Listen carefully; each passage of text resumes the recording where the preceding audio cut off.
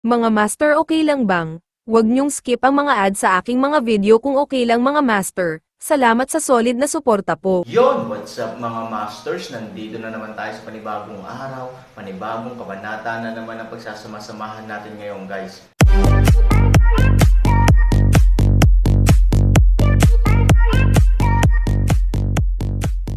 Bali mga masters, kung bago ka pa lang po sa aking YouTube channel, please click the subscribe button, lalong-lalo na po yung notification bell guys, para maging connected pa rin tayo sa isa't isa at maging updated kayo sa mga susunod ko pang video.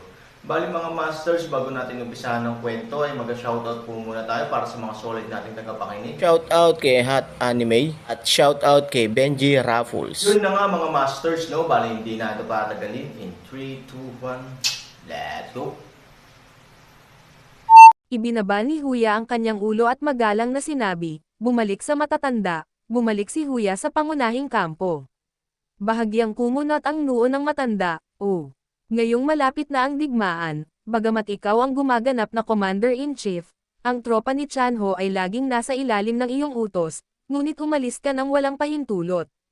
Napayuko ang ulo ni Huya, kasalanan ni Huya, pero nung umalis si Huya kanina, hindi ka na ba niya binati ng maaga kuya? The elder said, I just knew that you want to live temporary. I thought it was only for a minute or two. Who could know that it would actually turn out to be a temporary leave? May importante ba sa main camp? Kailangan mo bang bumalik ng personal? Sumunod ang matanda at nagsabi, matanda, nasa labas ang hukbo, at talagang wala sa base camp, kung may importante man, natatakot ako na ito ay Han Sanchen. Sumulyap ang matanda kay Huya, na may malamig na ekspresyon sa kanyang mukha, Huya, narinig mo ba iyon? Bagamat naniniwala ako sa iyo, napakaraming tao, at kung hindi mo ipapaliwanag ng malinaw kung bakit ka babalik, natatakot ako na mahirap alisin ang iyong mga alalahanin. Panipi, alam ni Huya na kahit na paulit-ulit na sinasabi ng matanda na ito ay wala, sa katunayan ito ay tiyak na siya mismo ang nagdududa ngayon.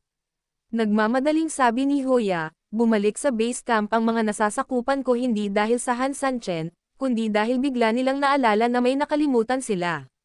What is it? In other words, is there something worthy of your special trip back? Dahil ba sa wala kang dalang armas? Tanong ng matanda. Hindi naman sa hindi nagdala ng armas ang mga nasasakupan ko, medyo nagpanik si Huya saglit, wala talaga siyang naisip na magandang dahilan, ngayon lang siya nag-iisip ng madalian, ganito. May grupo ng mga nasasakupan sa Yetian City kanina, nasa ilalim ng Han Sanchen ang mga sundalo. Upang hindi sila malito tungkol sa mga partikular na detalye ng undercover na ahente, sinabi ko sa kanila na sundin ang mga utos habang nakikita nila sila. Nagmamadali ang nasasakupan ko at nakalimutang dalhin ang token. Natatakot ako na pagkatapos mong ibagsak si Yetian Cheng, hindi malalaman ng grupong ito ng mga tao ang nangyayari at sundan nila ang tropa ni Han Sanchen para magdulot ng kaguluhan. Nang marinig ito ng matanda ay bigla siyang tumawa na ikinagulo ng mga tao. Huya is Huya talaga, and he is indeed the captain of my intelligence team. Medyo mabilis ang reaction niya on the spot, okay. Although hindi talaga ako naniniwala sa excuse mo, at least I have to admit that it can be considered a fool. I've always been a person who is suspicious of people who don't use them, but who don't trust people who employ people. Now that you said it, I naturally believe what you say. Alam ni Huya na kahit maganda ang sinabi ng matanda, talagang nagdududa siya sa sarili niya. Hindi siya diretsong bumagsak, marahil ay dahil ayaw niyang malabel na casual suspect ng kanyang mga nasasakupan. Kasabay nito, dapat din niyang malaman na sa kasalukuyan ay sinusubukan niyang makuha ang pabor ng isang grupo ng mga commander. Kung walang matibay na ebidensya, madaling magdulot ng kontrobersya kung gusto niyang ibagsak siya. Ngayong nasa unahan na ang digmaan, ayaw niyang magpanik sa sarili niyang porma sayon. Halika dito, mahinang sabi ng matanda. Maraming tagasunod ang nagmamadaling tumugon, narito ang aking mga nasasakupan. Sa harap namin, inilunsad na ang pag-atake. Bagamat may ilang mga hadlang depende sa sitwasyon, ang problema ay hindi dapat masyadong malaki, bumalik na kayo sa kampo ngayon, ibibigay ko sa inyo ang aking token, pumunta kayo sa piitan at samahan si Han Sanchen. Oo, ngumiti ang matanda, hindi umaalis ang mga mata niya kay Huya, para bang Pinagmamasdan niya ang bawat galaw ni Huya mula simula hanggang dulo.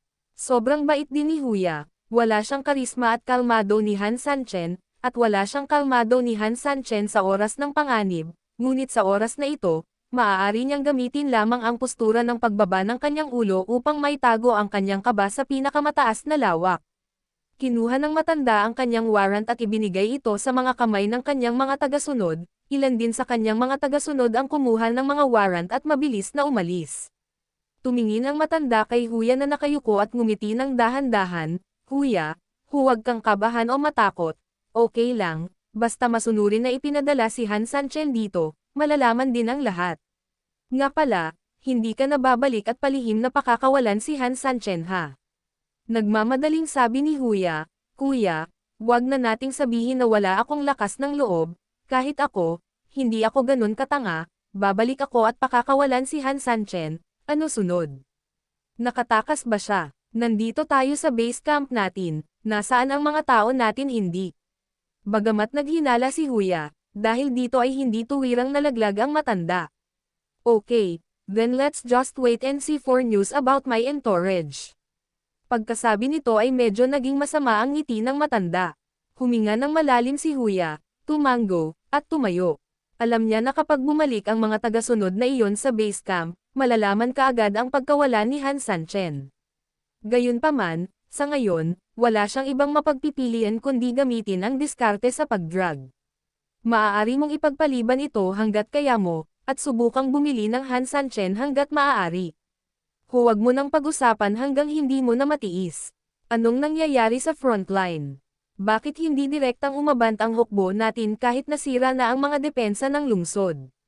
Nakasimangot ang matanda habang nakatingin sa frontline. Nagngangalit ang linya sa harap, ngunit kitang-kita sa mata na walang pag-unlad sa unahan. Bumalik sa mga matatanda, ang paglaban ng kalaban ay matigas ang ulo, at ang bilis ng pagsulong ng ating hukbo ay kasalukuyang nahahadlangan, nagmamadaling sagot ng Katie wala. Basura, hindi man lang kayang ibagsak ng 1,000,000 hukbo ang isang sirang lungsod. Nakaharang ka pa ba? Galit na sabi ng matanda. Normal lang sa kalaban na matiag ang lumaban, kung tutusin, kailangang kumagat ang kuneho kung nagmamadali. Ngunit ito ay hindi nangangahulugan na ang mga ito ay maaaring gamitin bilang mga dahilan para sa hukbo upang hindi makuha ang lungsod ngayon. 1,000,000 malakas na hukbo, sino ang hindi mo haharapin ng may napakalaking puwersa? Bukod dito, ito ay isang sirang lungsod pa rin na walang anumang pagtatanggol sa lungsod. Elder, for some reason, there is indeed some trouble on the front line, the city defenses on all sides are encountering the same trouble.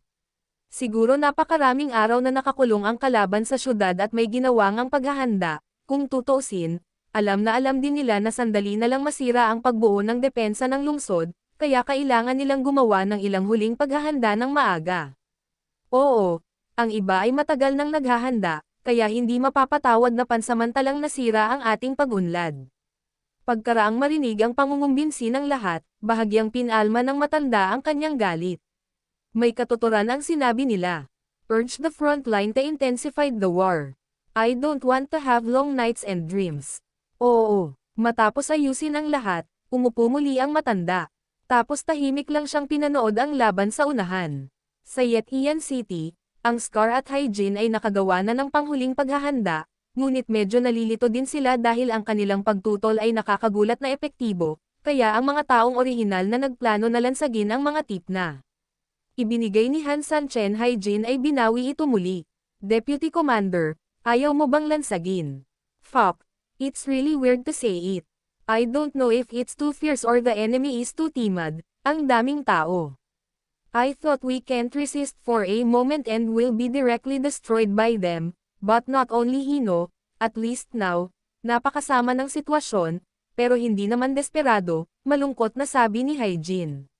Siyempre hindi niya alam na may puwersang palihim na tumutulong sa kanila. At ang lumikha ng puwersang ito ay lubhang hindi simple.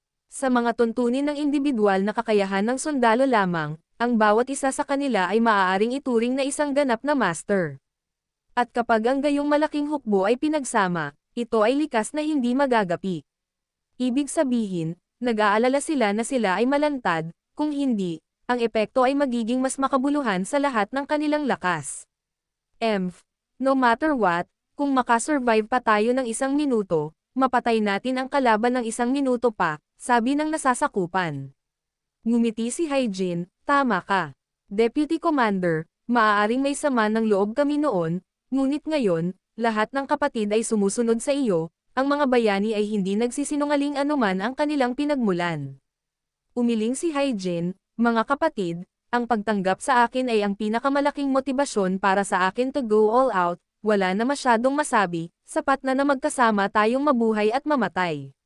Mabuti. Go on. No one should relax in the slightest. Let's fight these idiots to the end.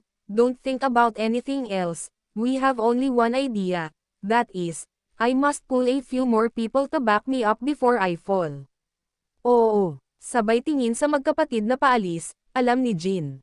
Na nangunguna silang lahat noong nandoon ako, ang mga tao ay manhid. Kahit na, siya ay palaging walang talo, ngunit ang kanyang buhay ay nasa leeg sa anumang oras. Pagpapalaki ang kanyang mga bisig ay muling sinisingil pagsasalin. Pagkakita sa grupo ng mga tao na bumabalik, alam ni Huya na walang may tatago. Nakita din ng matanda ang mga crony, at ang kanyang mga mata ay patuloy na naghahanap ng Han Sanchen sa loob. Ang kanyang intuition ay nagsasabi sa kanya na may isang bagay na hindi tama. Nasaan ang mga tao? Sigurado, habang palapit ng palapit ang mga crony, sa wakas ay natuklasan ng matanda na si Han Sanchen ay hindi pinalaki.